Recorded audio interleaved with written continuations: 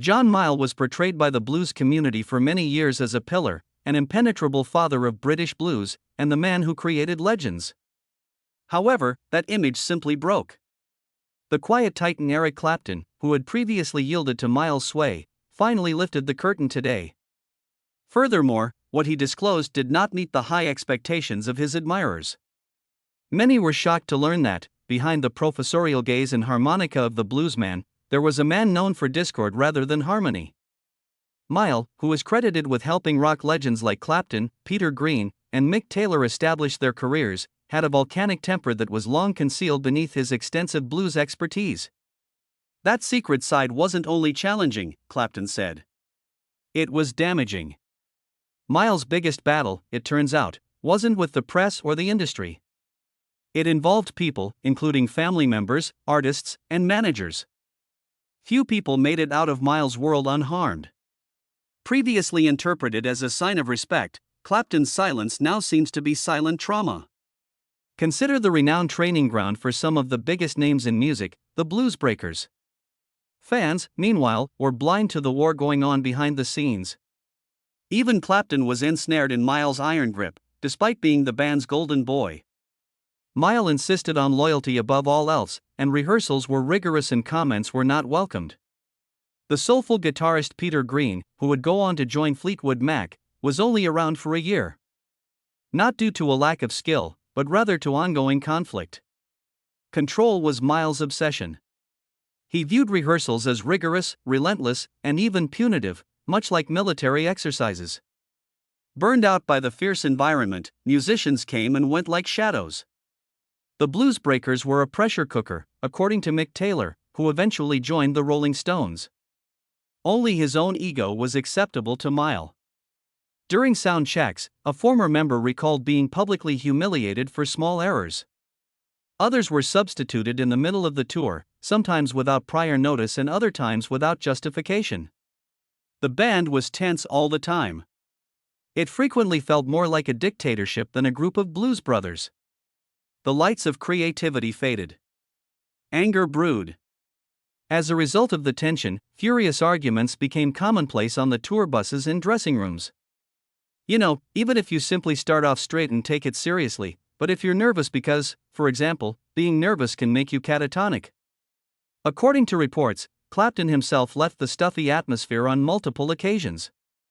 Furthermore, Mayall left many of his protégés with a bitter aftertaste despite starting professions.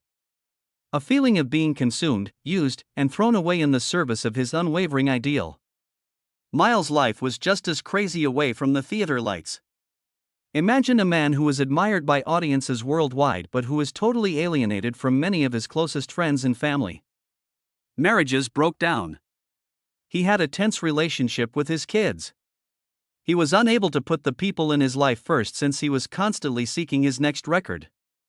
According to his friends, he was emotionally aloof and constantly focused on the next record, tour, or band change. Family members were abruptly cut off, there were furious disputes, and there were suspicions of extramarital affairs. In interviews, even his devoted followers began to perceive a detachment that suggested unresolved grief. Mayall pretended to be independent, but below it was a man who struggled to maintain deep connections. He found structure in music, but life seemed to elude him. You've undoubtedly heard of Mayall's notorious conflicts over the years, not only with his bandmates but also with the business at large. He was challenging for promoters. Supervisors left. Venue owners became suspicious of his erratic behavior. An entire West Coast leg was cancelled in the 1970s due to a notorious argument with his American tour manager. Mayall allegedly smashed a guitar out of fury and locked himself in his dressing room for hours after a fight over uncontrollable control turned into a yelling brawl on stage. He had a reputation at record labels for arguing with producers and requesting the final edit of his mixes, claiming that only he could influence the sound of his music. His split from Pollier in 1971 was very painful. Threats from the legal system flew in both directions. Executives reportedly referred to him as impossible to reason with behind closed doors, and recordings were hidden. What ought to have been a successful phase of his career became a battlefield for emotions and the law. He gained a reputation for making meetings into interrogations and challenging every choice and recommendation. Producers frequently leave projects in the middle. He was dubbed the professor of blues who couldn't be taught by certain industry insiders. Mayall was an experienced artist, yet he frequently destroyed rather than created bridges. He had become marginalized by the 1980s. Not that he was untalented. He continued to play with skill. Because nobody wanted to work with him, his voice was seasoned with the grimness of experience. It was challenging to plan tours.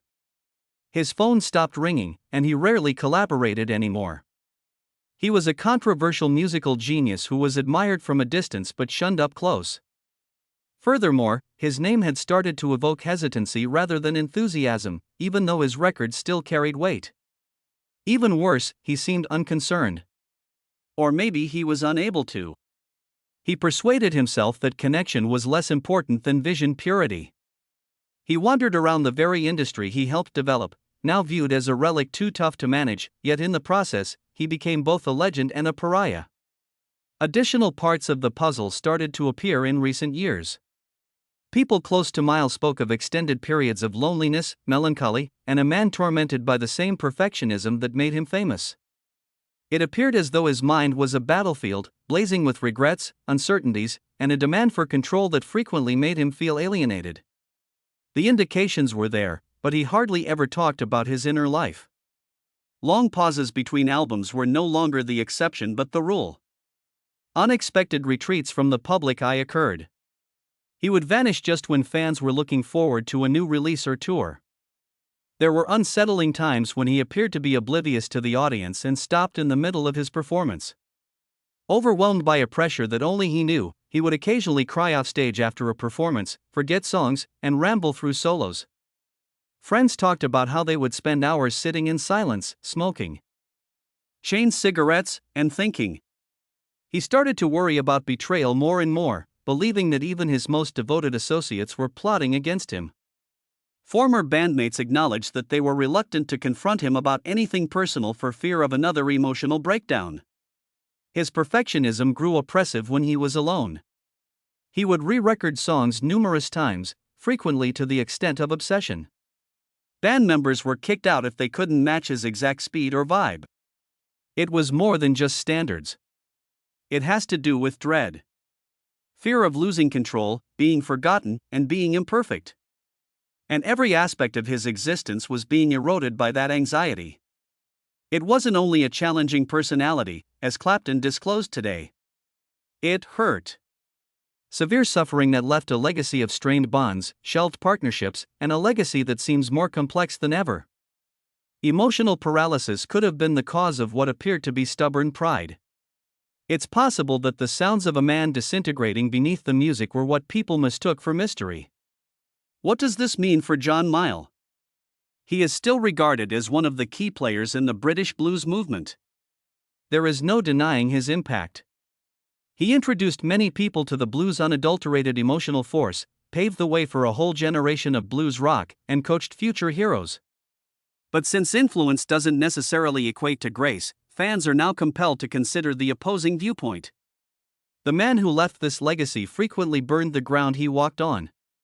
A man who seemed to break people while elevating them to greatness. The musicians who applauded his skill also bore the scars from his criticism. After calling him a genius, Prout stopped talking about him. A teacher with scars on her lessons. Yes, it is a mythology, but behind the surface lies a more sinister reality. Clapton's disclosures altered our perception of everything. They broke the myth of the unfailing blues dad figure. When the curtain was drawn back, loneliness was seen instead of wisdom. Manipulation, not mentoring. Fans are now caught between admiration and disappointment. Mayall's legend feels permanently altered when the focus shifts away from his public persona. It's not completely gone, but it's definitely garbage. What's left is a convoluted portrait.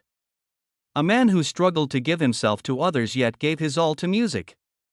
And perhaps, just possibly, he was playing the blues all along. Not from the Mississippi Delta, but from the burden of a life unable to escape its own gloom.